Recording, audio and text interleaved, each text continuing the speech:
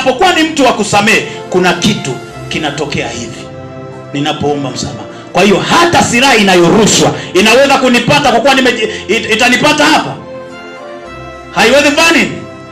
Lakini unapokuwa sio mtu wa kuomba msamaha, unakuwa wazi hivi, mishale moja kwa moja.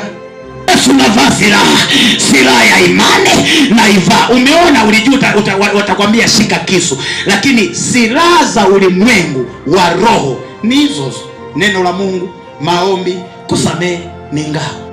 Anapotaka kuomoa, ghafla ukajishusha, ukaomba rehema, ngao inatokea, zile risasi zinaondoka. Tumia silaha hiyo.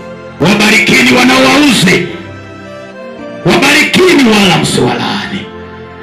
Simlipe mtu baya kwa baya, bali baya kwa jema. Ufanyapo hivyo, maandiko yanasema utakuwa umempalia makaa ya moto kichwani. Haleluya! Msamaha ni matumizi makubwa sana yanayoweza akakusababishia kazi yako ikaendelea, yanayoweza akakusababishia familia yako ikaendelea. Lakini wengi wanashindwa. Kwa nini? Kwa sababu hawana roho ya kuomba msamaha, na hata pale ambapo wanagundua ya kwamba wamekosea, wanashupaza shingo. Sasa Biblia inasema ashupazaye shingo atavunjika ghafla, wala dawa haita.